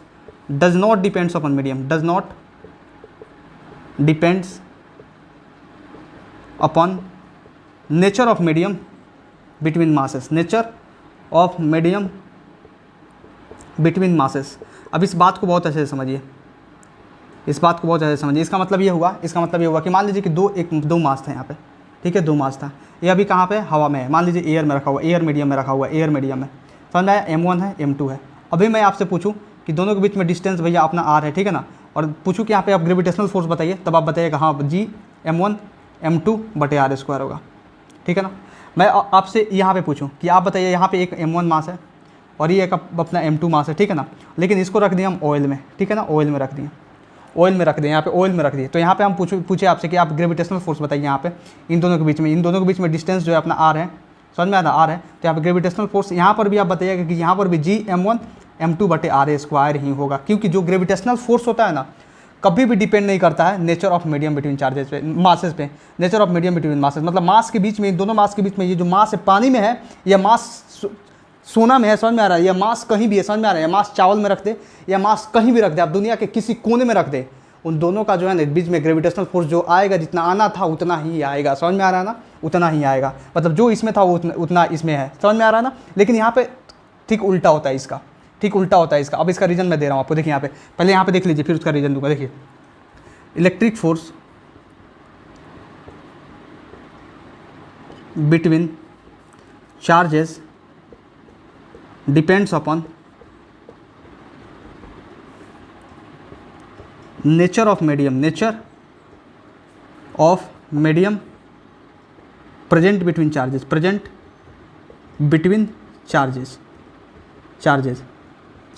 अब इसका रीजन ये है ना, रीजन देखिए, इसका रीजन है कि के जो होता है ना वो डिपेंड करता है नेचर ऑफ मीडियम पे, depends upon nature of medium, nature of medium upon nature of medium. Medium के नेचर पे के डिपेंड करता है, जिसके चलते जो होता है ना, अब मान लीजिए कि यहाँ पे के है और इस फॉर्मूले में के जो है डिपेंड करता है नेचर ऑफ मीडियम। जैसे मीडियम चेंज हुआ, जैसे एयर से कोई दूसरा मीडियम आया, ऑयल आया, समझ में आ रहा है ना। एयर में तो आप मास देखते थे ये था, यहाँ पे ऑयल में ये सेम हो गया, समझ में आ रहा है, क्योंकि जी जो होता है यूनिवर्सल ग्रेविटेशनल कांस्टेंट होता है, यूनिवर्सल ग्रेविटेशनल कांस्टेंट, और इसका वैल्यू हमेशा सेम होता है। समझ में आ रहा है ना। यहाँ पे रीजन लिख देता हूँ मैं कि जी जो होता है ना, ये होता है यूनिवर्सल होता है, यूनिवर्सल होता है। और यूनिवर्सल का मतलब ये हो ना कि always constant in any medium, इस दुनिया के किसी भी कोने में ले जाओ हमेशा कांस्टेंट रहेगा। और Q1 M1 M2 का वैल्यू तो हमेशा कांस्टेंट ही रहेगा, दोनों के बीच में डिस्टेंस कांस्टेंट ही रहेगा अगर कांस्टेंट हम रखते हैं तो जिसके चलते जी नहीं चेंज हुआ, M1 M2 नहीं चेंज हुआ, R स्क्वायर नहीं चेंज हुआ, तो मीडियम का कौन सा इसमें चेंज है जो मीडियम लग जा रहा है। समझ में आता है, मीडियम लग ही नहीं रहा है इसमें, मीडियम का कोई बात ही नहीं आ रहा है इसमें, तो ग्रेविटेशनल फोर्स भी चेंज नहीं होगा, चाहे एयर में रखे, चाहे ऑयल में रखे, चाहे वाटर में रखे, चाहे कहीं रखे। समझ में आ रहा है ना। लेकिन यहाँ पे ऐसा नहीं है, यहाँ पे ऐसा है कि इलेक्ट्रिक फोर्स जो होता है ना वो डिपेंड कर जाता है नेचर ऑफ मीडियम पे। नेचर ऑफ मीडियम पे क्यों भी डिपेंड करता है, क्योंकि के जो है ना वो नेचर ऑफ मीडियम में डिपेंड करता है। अब ये डिपेंड कैसे करता है मैं आपको समझाऊंगा। समझ में आ रहा है ना, कहाँ पे समझाऊंगा मैं आपको, ये समझाने वाला हूँ नेक्स्ट स्लाइड पे मैं आपको बताऊंगा कि कैसे ये जो कूलम्ब्स लॉ है इसका जो असली खेला है क्या। ये तो मैं आपको अभी जो बता रहा था न्यूटन लॉ ऑफ ग्रेविटेशन और कूलम्ब्स लॉ में कंपैरिजन क्या है। समझ में आ रहा ना। अभी तो कूलम्ब्स लॉ आपको पढ़ाया ही नहीं बहुत अच्छे से, ठीक है। देखिए यहाँ पे, तो यहाँ पे हम क्या करेंगे, यहाँ पे ये लिखेंगे कि अगर दो चार्जेज है प्लस Q1 और ये प्लस Q2, समझ में आ रहा ना, तो इधर इसका फोर्स तो लगेगा, इन दोनों के बीच में डिस्टेंस R, तो यहाँ पर तो आप लगा देंगे। मान लीजिए कि ये एयर मीडियम है, तो एयर मीडियम में है, तो यहाँ पे आप क्या लगाइएगा पता है, इलेक्ट्रोस्टैटिक फोर्स बराबर आप लिखिएगा के नहीं लिखिएगा यहाँ पे, के तो आएगा ही नहीं। के का जो वैल्यू होता है ना, के का वैल्यू मैं आपको बताऊँ, के का वैल्यू यहाँ पे मैं लिख दे रहा हूँ, के का वैल्यू होता है 1/4 पाई एप्सिलॉन नॉट। समझ में आ रहा ना, के का वैल्यू ये होता है, तो यहाँ पे आप लिखिएगा 1/4 पाई एप्सिलॉन नॉट। समझ में आ रहा है, एप्सिलॉन नॉट। और ये एयर के लिए होता है, एयर के लिए एयर लिखिए या फ्री स्पेस लिखिए, फ्री स्पेस के लिए होता है, फ्री स्पेस के लिए। और इसको डिटेल में मैं आपको बताने वाला हूँ, घबराइएगा मत, आपको कुछ नहीं समझ में आ रहा होगा तो नेक्स्ट स्लाइड में बहुत डिटेल में इसको समझाने वाला हूँ, ठीक है ना। देखिए यहाँ पे ये समझ में आया आपको कि के का वैल्यू हम यहाँ पे डालें, के का वैल्यू ये के यहाँ पे Q1 Q2 बटे R स्क्वायर। लेकिन वही अगर कोई मीडियम में डाल दे आप, मीडियम में तो क्या हो जाएगा, मीडियम में अपना हो जाएगा, ये मान लीजिए प्लस Q1 था, ये R डिस्टेंस पे, यहाँ से सेंटर से R डिस्टेंस पे यहाँ पे ये कोई प्लस Q2 है। समझ में आ रहा है ना। तो इधर जो फोर्स इसमें लगा है, फोर्स तो वही नेचर है सेम, तो रिपेल करेगा, रिपेल वाला। तो यहाँ पे जो इलेक्ट्रिक फोर्स आएगा ना यहाँ पे चेंज हो जाएगा मीडियम के चलते, यहाँ पे आ जाएगा 1/4 पाई एप्सिलॉन m आ जाएगा। समझ में आ रहा है ना। लेकिन एप्सिलॉन नॉट है यहाँ पे एप्सिलॉन m आ जाएगा, और यहाँ पे Q1 Q2 बटे R स्क्वायर। इसको नेक्स्ट स्लाइड पे बहुत अच्छे से डील करेंगे, ठीक है ना। यहाँ पे आप तकलीफ में मत आइएगा, ठीक है ना, क्योंकि यहाँ पे देखिए, यहाँ पे अपना एयर और ऑयल में दोनों फोर्स सेम आया, क्योंकि जी जो है, जी यूनिवर्सल ग्रेविटेशनल कांस्टेंट, और कहीं भी ले जाइए इस दुनिया के किसी भी कोने में सेम रहेगा तो रहेगा। लेकिन के जो है, के मीडियम बदलने से के बदल जाएगा। एयर मीडियम होगा तो अपना के का वैल्यू ये होगा, ये मीडियम होगा तो के का वैल्यू ये होगा। समझ में आ रहा ना, के का वैल्यू ये होगा अपना, एयर मीडियम होगा तो के का वैल्यू ये होगा। समझ में आया आपको, इतना समझ में आया। अब नेक्स्ट देखिए, नेक्स्ट पॉइंट मैं आपको बताता हूँ कि न्यूटन्स लॉ ऑफ ग्रेविटेशन जो होता है ना, Newton's law of gravitation is valid for masses moving और एट रेस्ट। मतलब रेस्ट में मासेस होगा तो ग्रेविटेशनल फोर्स का जो वैल्यू है इतना ही आएगा। समझ में आ रहा था। मूविंग मासेस होगा तब भी ग्रेविटेशनल फोर्स का वैल्यू इतना ही आएगा, इतना समझ में आया। लेकिन ये जो है ना, आपने पढ़ा ही है कि यहाँ पे इलेक्ट्रोस्टैटिक फोर्स है। इलेक्ट्रोस्टैटिक का मतलब हुआ कि स्टैटिक का मतलब होता है चार्जेज एट रेस्ट। समझ में आ रहा है ना। तो यहाँ पे इसलिए यहाँ पे हो जाएगा कि only valid for charges at rest, charges at rest only. Rest one. यहाँ पे आपको तो कोई दिक्कत नहीं होना चाहिए, क्योंकि ये वैलिडेशन आप चेक कर लीजिएगा, समझ में आ रहा है ना, क्योंकि यहाँ पे आपको फंसना नहीं है, ठीक है ना। आया समझ में इतना। चलिए इसको नोट कीजिए जल्दी, मैं फटाफट आपको नेक्स्ट स्लाइड पे पूरा सारा खेल समझाने वाला हूँ कूलम्ब्स लॉ का, ठीक है ना। Now moving towards the real game of Coulomb's law. देखिए यहाँ पे कूलम्ब्स लॉ का रियल गेम बताऊंगा आपको क्या है, समझ में आ रहा है ना। बहुत अच्छे से समझाने वाला कूलम्ब्स लॉ। अभी तक आप देख रहे थे वो कंपैरिजन देख रहे थे, समझ में आ रहा है ना। उस कंपैरिजन से आपका दिमाग जो है बहुत अच्छे से बूस्ट हुआ होगा। लेकिन कूलम्ब्स लॉ असली क्या है कि यहाँ पे फ्री स्पेस में कूलम्ब्स लॉ कैसे लगेगा, समझ में आ रहा है ना। लेकिन मीडियम प्रेजेंट होगा तो कूलम्ब्स लॉ कैसे लगेगा, मैं आपको दोनों ये बताने वाला हूँ। देखिए फटाफट यहाँ पे real game of Coulomb's law, real game of Coulomb's law. Coulomb's law देखा जाए तो इसका जो असली गेम है ना वो बजाना अभी बाकी है। अभी तक आप जस्ट देख रहे थे वो एक नमूना था, ठीक है ना। अब देखिए मैं आपको बता रहा हूँ। पहला देखिए, पहला पॉइंट अपना ये है कि व्हेन एयर या फ्री स्पेस, जब क्वेश्चन में ऐसे लिखे कि जब एयर प्रेजेंट हो या फ्री स्पेस प्रेजेंट हो या वैक्यूम प्रेजेंट हो, मतलब वैक्यूम हो, समझ में आ रहा है। वैक्यूम मतलब कुछ भी नहीं प्रेजेंट हो, समझ में आ रहा है। या नो मीडियम हो, नो मीडियम हो, मतलब when air free space, air या वैक्यूम या नो मीडियम प्रेजेंट, समझ में आ रहा है ना। No medium present, no medium present, तब क्या होगा, मतलब इस केस में क्या होने वाला है, कैसे कूलम्ब्स लॉ वैलिड होगा, कैसे हम मतलब इलेक्ट्रोस्टैटिक फोर्स का फॉर्मूला यहाँ पे लिखेंगे, ठीक है ना। देखिए यहाँ पे पहला है अपना इलेक्ट्रोस्टैटिक फोर्स, यहाँ पे हो जाएगा, हम एफ नॉट से इसको लिख रहे हैं, ठीक है ना। एफ नॉट से, एफ नॉट का मतलब हुआ कि electrostatic force in free space या एयर या वैक्यूम या नो मीडियम, मतलब सब सेम बात है, समझ में आ रहा है, सब सेम बात है। इसको लिखेंगे यहाँ पे 1/4 pi epsilon not Q1 Q2 बटे आर स्क्वायर। मतलब ये जो है अपना फार्मूला, ये असली फार्मूला जो कि Q1 Q2 बटे आर स्क्वायर लिख रहे थे ना, वहाँ पे K का वैल्यू था 1/4 पाई एप्सिलॉन नॉट। लेकिन K जो होता है मीडियम पे डिपेंड करता है। ये K का वैल्यू तब लिखा गया जब यहाँ पे एयर है या वैक्यूम है या कोई मीडियम नहीं है या फ्री स्पेस है, समझ में आ रहा है ना। समझ में आया आपको। तो हम ये लिख सकते हैं जहाँ पे क्या है, मैं यहाँ पे लिखाऊंगा आपको वेयर एफ नॉट है इलेक्ट्रिक फोर्स इन मीडियम या फ्री स्पेस, या इसको लिख सकते हैं vacuum in no medium, in medium नहीं, यहाँ पे लिखे in no medium, no medium free space vacuum या एयर। मतलब जब भी आपको चारों में से कोई भी चीज़ दे दे, समझिए कि ये फार्मूला आपको लगाना है, समझ में आ रहा है ना। एयर दे दे, नो मीडियम दे दे, फ्री स्पेस दे दे, वैक्यूम दे दे, आपको जस्ट ये फार्मूला लगाना है 1/4 pi epsilon not Q1 Q2 बटे आर स्क्वायर, ठीक है। आज समझ आपको। देखिए और यहाँ पे अपना एप्सिलॉन नॉट क्या है, एप्सिलॉन नॉट क्या है, एप्सिलॉन नॉट अपना है permittivity of free space, permittivity of free space, free space की परमिटिविटी है, समझ में आ रहा है, समझ में आ रहा है। और देखिए एप्सिलॉन नॉट का जो वैल्यू होता है ना वो अपना होता है 8.854 × 10⁻12 कूलम्ब स्क्वायर पर न्यूटन मीटर स्क्वायर, ये इसका वैल्यू होता है। और इसका वैल्यू आप याद रखिएगा, कभी भी आपसे एग्जाम में पूछा जा सकता है, समझ में आ रहा है ना। देखिए यहाँ पे ये होगा आपको समझ में। अब देखिए यहाँ पे Q1 Q2 तो जान गए आप पहले से कि Q1 एंड Q2 क्या है। Q1 एंड Q2 ये है magnitude of charges, magnitude of charges, magnitude of charges, ठीक है। यहाँ पे R क्या है, डिस्टेंस बिटवीन, R है distance between centre of charges, centre of charges, ठीक है ना। अपना ये दो सिस्टम था भैया, एक मास यहाँ था, एक मास यहाँ था, यहाँ से लेकर सेंटर के बीच में ये R डिस्टेंस था। इधर मान लीजिए प्लस Q1 था, ये माइनस Q2 था, तो इधर से इधर लग रहा था क्योंकि अपोजिट चार्ज है, F11 due to F2, F12 due to 1, ऐसे लग रहा था अपना इलेक्ट्रिक फोर्स, समझ में आ रहा है ना। तो इसके हिसाब से मैं यहाँ पे कर रहा हूँ, ठीक है। देखिए तो ये हो गया अपना R। और यहाँ पे एक और बात देखिए, यहाँ पे अपना पाई का वैल्यू वही जो रखते हैं, नॉर्मली रख सकते हैं आप, ठीक है ना। 3.14 या 22/7, ठीक है ना।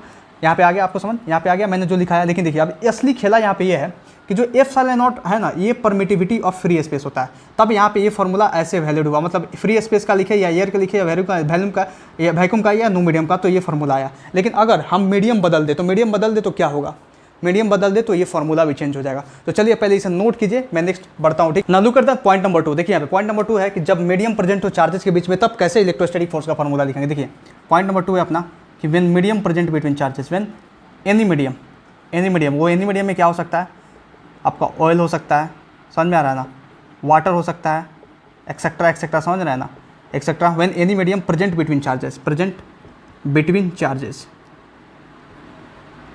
कोई भी मीडियम प्रेजेंट हो तब कैसे होगा। देखिए तब ऐसे होगा, हम जब एयर प्रेजेंट होता था या फ्री स्पेस या वैक्यूम या कोई मीडियम जब प्रेजेंट नहीं होता था, तब हम लिखते थे क्या कि F0 = 1/4 pi epsilon not Q1Q2/r², ये लिखते थे ना। लेकिन यहाँ पे क्या करेंगे, यहाँ पे देखिए हम लिखेंगे यहाँ पे F मीडियम में, समझ में आ रहा है, Fm लिखा मतलब electrostatic force in medium is equal to 1/4πε। वहाँ पे था परमिटिविटी ऑफ फ्री स्पेस ε0, लेकिन यहाँ पे है परमिटिविटी ऑफ मीडियम है, परमिटिविटी ऑफ मीडियम है, मीडियम, इसलिए ε लिखा गया, क्योंकि यहाँ पे लिखा जा रहा है मीडियम का फोर्स, तो यहाँ पे मीडियम की परमिटिविटी, समझ में आया। वहीं से सेम हो जाएगा Q1Q2/r²। तो ये अपना हो गया फॉर्मूला, यहाँ पे समझ में आया, ये हो गया अपना यहाँ पे फॉर्मूला, ये हो गया अपना यहाँ पे फॉर्मूला। अब देखिए यहाँ पे नेक्स्ट आपको पॉइंट देखिए, यहाँ पे नेक्स्ट पॉइंट नोट करके मैं आपको लिखाता हूँ कि एक जो होता है ना, एक पॉइंट अपना कि जो रिलेटिव परमिटिविटी होती है ना, रिलेटिव परमिटिविटी। अब ये रिलेटिव परमिटिविटी का कॉन्सेप्ट क्या है, रिलेटिव परमिटिविटी होती है ना, वो होता है permittivity of medium by permittivity of free space. इस चीज़ को आप याद रखिए, इस चीज़ को आप ध्यान रखिए, ठीक है ना। अब यहाँ पे ε क्या है, यह है relative permittivity, relative permittivity.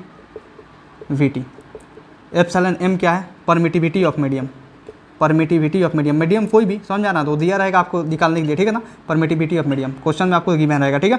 Permittivity of medium, ε0 क्या है, ये परमिटिविटी ऑफ फ्री स्पेस है, permittivity of free space, free space की परमिटिविटी है। मतलब आप यहाँ पे बोल सकते हैं कि जो εr होता है ना, मतलब जो εr उसको रिलेटिव परमिटिविटी बुलाता है, इसको डाइलेक्ट्रिक कांस्टेंट के भी नाम से जाना जाता है, डाइलेक्ट्रिक कांस्टेंट के भी नाम से जाना जाता है।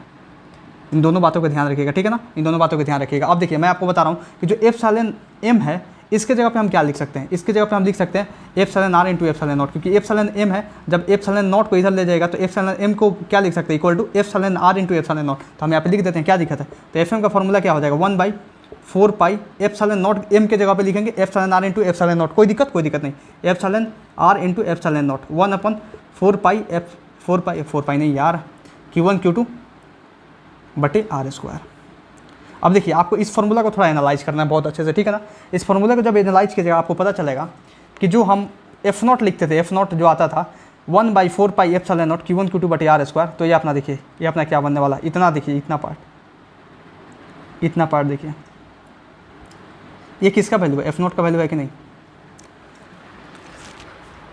आज लिपट जाए तो हमें ना भूलियो, बस εr को छोड़ देना, समझ में आ रहा है ना। बस इसको देखिए, Fm जो है ना, Fm इसको देखिए, Fm को देखिए, पूरा एनालाइज कीजिए और εr को छोड़कर बताइए कि 1/4πε0 Q1Q2/r² को क्या बोला जाता है, उसे F0 बोला जाता है कि नहीं। मतलब ये जो है ना, इतना जो पार्ट जो मैंने घेरा है, इस पार्ट को बोला जाता है electric force in no medium या फ्री स्पेस या एयर या वैक्यूम, समझ में आ रहा है ना। तो ये अपना F0 हो जाएगा। तो Fm क्या हो जाएगा, Fm को हम लिख सकते हैं Fm बराबर F0/εr। कोई इसमें कोई दिक्कत नहीं होना चाहिए। ये लिख सकते हैं कि नहीं, ये लिख सकते हैं कि नहीं, ये लिख सकते हैं कि नहीं। और यहाँ पे εr का एक और सा फॉर्मूला क्या बन जाएगा, εr का एक फॉर्मूला था εm/ε0, यहाँ पे लिख सकते हैं εr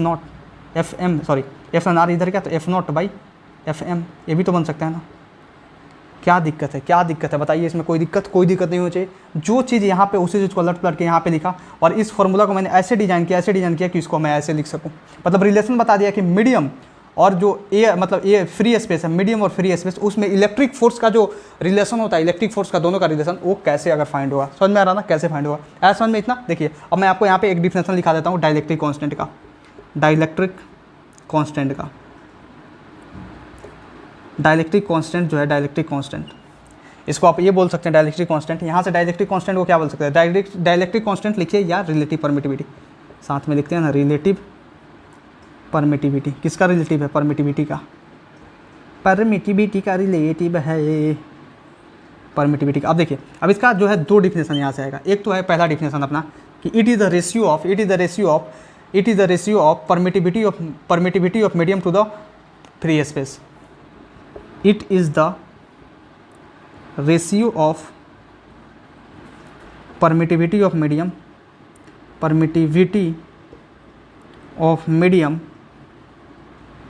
to that of free space। मतलब ये बोल सकते हैं कि εr बराबर εm/ε0। यही है, सही सी बात है, यही है ना। देखिए अब दूसरा डिफिनेशन इसका क्या लिख सकते हैं, दो तरह से इसका डिफिनेशन यहाँ से भी लिखा जा सकता है। ये εr बराबर F0/Fm भी तो है। मतलब it is the ratio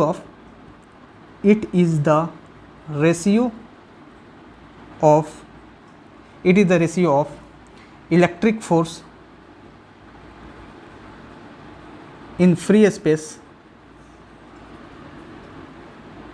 two that in medium, मतलब इसको ये भी तो बुला सकता है कि एप्सिलॉन आर बराबर F naught by F M.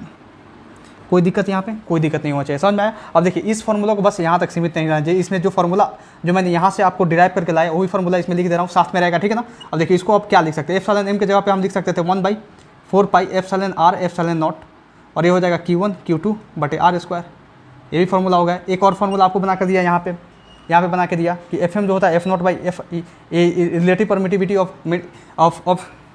Relative permittivity होता है, समझ में आया ना। अब देखिए यहाँ पे ये हो जाएगा F naught by epsilon R, ये अपना फार्मूला बन गया, दोनों बहुत बढ़िया से बन गया, समझ में आया यहाँ पे, समझ में आया।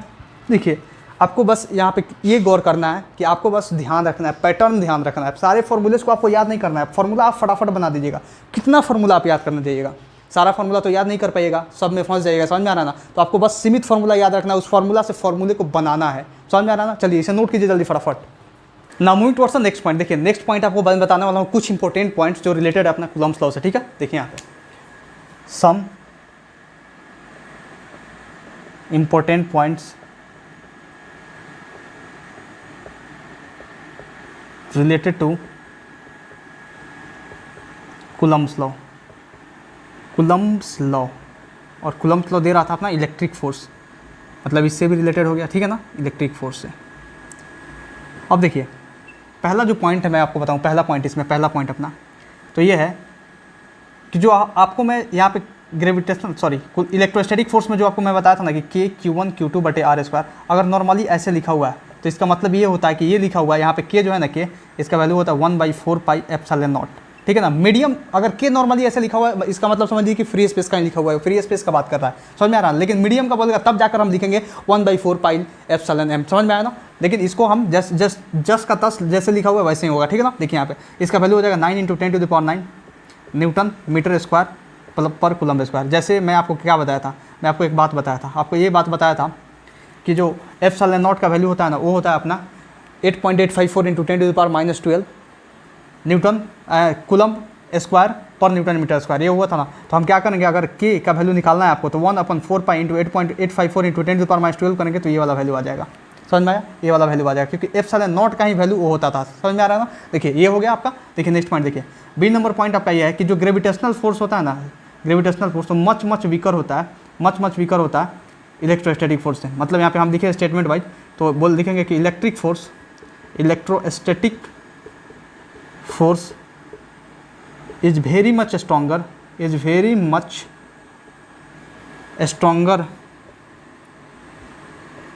Then gravitational force. रीजन नहीं बताया था आपको जी और के में, समझ में आ रहा है ना। देखिए electric force is very much stronger than gravitational force. So यहाँ पे मैं लिखा रहा हूँ, so gravitational force can be neglected, अगर नेग्लेक्ट करना चाहो तो नेग्लेक्ट कर सकते हो, समझ में आ रहा ना। सो gravitational force can be neglected when both Fg gravitational force and Fe acts.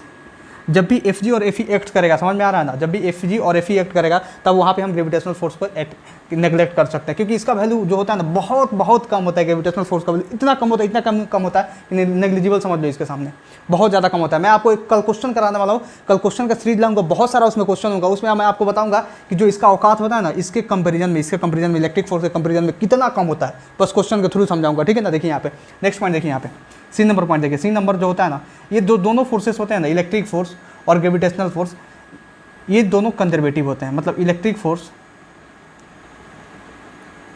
And conservative force जो होता है ना, कंजर्वेटिव नहीं, ग्रेविटेशनल फोर्स, ये दोनों कंजर्वेटिव फोर्स होते हैं। ग्रेविटेशनल फोर्स ये दोनों कंजर्वेटिव होते हैं, और कंजर्वेटिव का मतलब हुआ कि क्लोज लूप में कंजर्वेटिव होते हैं। तो इनका इसका मतलब ये हो कि वर्क डन क्लोज लूप पे जो होगा, इनका क्लोज लूप में वर्क डन ये 0 आएगा। इतना बात आप ध्यान रखिएगा, समझ में आ रहा है ना। क्वेश्चन में आपको फंसना नहीं है, ठीक है। सारा समझ में आपको, इतना आया समझ में आपको। देखिए नेक्स्ट पॉइंट अपना ये है कि force between any two charges, force between any two charges does not depends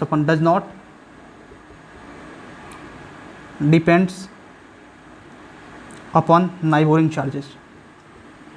नाइबोरिंग charges. अब इस स्टेटमेंट जो है ना बहुत ज़्यादा काम का है, समझ लीजिए, नाइबोरिंग चार्जेस।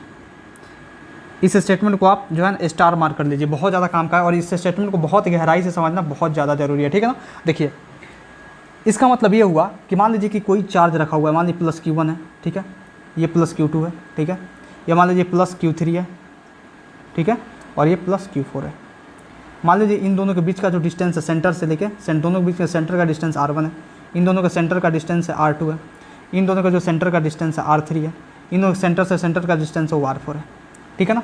यहाँ तक आपने देख लिया। मैं आपसे पूछूँ कि आप एक काम करो, पहले इस एग्जाम्पल को समझो, उसके बाद आपको ये स्टेटमेंट समझेगा, ठीक है। मैं आपसे बोलूँ, आप बताओ कि force between Q1 and Q2 कितना होगा। Force between Q1 and Q2, तो आप सीधा सा बात करोगे, मतलब समझ लीजिए कि यहाँ पे अगर कुछ नहीं बोला है तो एयर मीडियम है, समझ में आ रहा था। कुछ अगर नहीं बोले तो एयर मीडियम मानकर क्वेश्चन को सॉल्व करेंगे। मीडियम दे दे तब मीडियम मानना है, समझ में आ रहा था। तो एयर मीडियम मान के आप बताइए यहाँ पे कि force between Q1 and Q2 क्या लिखेंगे। Q1 और Q2 के बीच में लिखेंगे K Q1 Q2 बटे R1 स्क्वायर। सीधी सी बात है, K Q1 Q2 बटे R1 स्क्वायर। कोई शक यहाँ पे, कोई शक नहीं होना चाहिए। अगर मान लीजिए कि मैं आपसे पूछूँ कि फोर्स बिटवीन, आप बताइए Q1 एंड Q3, Q1 और Q3 के बीच में फोर्स बताइए, तो आप क्या बताइएगा। आप ये बताइएगा K Q1 Q3 by R2 square. K Q1 Q3 by R2 है ना, हाँ R2 स्क्वायर। समझ में आ रहा है। अगर मैं आपसे यहीं पे पूछ दूँ कि फोर्स बिटवीन, आप बताइए force between Q2 and Q4, क्या बताइएगा आप। Q2 और Q4 के बीच में K Q2 Q4 by R4 square, K Q2 Q4 by R4 square. मतलब आपको समझ में आ रहा है मैं क्या बताना चाहता हूँ। आपको यही बताना चाहता हूँ कि देखिए इसके और इसके बीच का जो फोर्स है ना, अगर ये अकेले भी रख देते इसको, हम मान लीजिए कि ये सब सिस्टम नहीं होता, ये Q3 नहीं होता, Q4 नहीं होता, ये दोनों, तब भी इतना ही आता। जब ये सारे समूह के बीच में रखा गया तब भी इतना ही आया। मतलब अकेले रहता ये दोनों तब भी इतना ही फोर्स आया, और इन सब के बीच में तब भी इतना ही फोर्स आया। मतलब नाइबोरिंग चार्जेस पे जो है ना, नाइबोरिंग चार्जेस पे, नाइबोरिंग जो चार्जेस है इन दोनों का फोर्स नाइबोरिंग चार्जेस पे कहाँ डिपेंड कर रहा है। इन दोनों में देखिए force between Q1 and Q1 और Q3 के बीच में ये अकेले दोनों, मतलब ये होते दोनों अकेले होते तब भी इतना ही फोर्स आता, K Q1 Q3 बटे R2 स्क्वायर। अगर साथ में है इन सब के तब भी इतना ही आ रहा है। मतलब इससे आप क्या सीख रहे हैं, आप ये सीख रहे हैं कि जो है ना फोर्स, जो इलेक्ट्रिक फोर्स है नाइबोरिंग चार्जेस से इफेक्ट नहीं हुआ यहाँ पे। समझ में आपको। तो वही स्टेटमेंट लिखा है कि force between any two charges does not depends upon other charges present outside inside, कहीं भी हो। समझ में आ रहा है ना। मतलब 1000 चार्जेस है, समझ लीजिए कि 1000 चार्ज है, उसके बीच में कोई दो चार्जेस के बीच में फोर्स निकालना है, तो जितने भी 998 रिमेनिंग चार्जेस बचे ना, उसका फोर्स जो है ना, उन सब का फोर्स मतलब उस पर इफेक्ट डालेगा ही नहीं। ऐसा समझ में आपको मैंने क्या सिखाया था। ये जो है इंपॉर्टेंट पॉइंट्स बहुत ज़्यादा इंपॉर्टेंट है, ये पॉइंट आप याद रखिएगा। समझ में आ रहा है ना। जब भी आप इलेक्ट्रिक फोर्स और ग्रेविटेशनल फोर्स देखें उसमें आप ग्रेविटेशनल फोर्स नेगलेक्ट कर सकते हैं, ठीक है ना। ये सारे पॉइंट बताएं, ये पॉइंट बताएं, ये बहुत ज़्यादा इंपॉर्टेंट ये पॉइंट है। ये इंपॉर्टेंट आपको क्वेश्चन सोल्व कराने में बोल रहे हैं ना, एक्सपर्ट बना देगा आपको क्वेश्चन सोल्व करा के। तो चलिए आज के लिए बस इतना ही। Thank you very much. और मैं इतना बताऊं कि आज जितना भी आपको मैं पढ़ाया हूं, आपको क्या करना है, उसे रिवाइज करना है। अगर आपने रिवीजन उसका नहीं किया तो कल जो है क्वेश्चन सीरीज आने वाला है, पूरे 20 to 25 क्वेश्चंस होंगे पूरे कूलम्ब्स लॉ पे बेस्ड। और इतना क्वेश्चन कराऊंगा कि आपका दिमाग धुआं हो जाने वाला है। समझ लीजिए पूरा कूलम्ब्स लॉ पे उतना क्वेश्चन एक साथ कहीं नहीं मिलेगा, ना किसी मॉड्यूल में, ना किसी टेस्ट पेपर में, कहीं नहीं मिलेगा। मतलब समझ लीजिए कि मेरा वो क्वेश्चन करने के बाद आप एक्सपर्ट बन जाएगा। नीट हो, जेईई मेंस हो, किसी का भी क्वेश्चन फाड़ सकते हैं। तो कॉन्सेप्ट आपके दिमाग में पहले होना चाहिए क्वेश्चन सोल्व करने से पहले, समझ रहे हैं ना। तो चलिए थैंक यू वेरी मच, नमस्कार, कल मिलते हैं।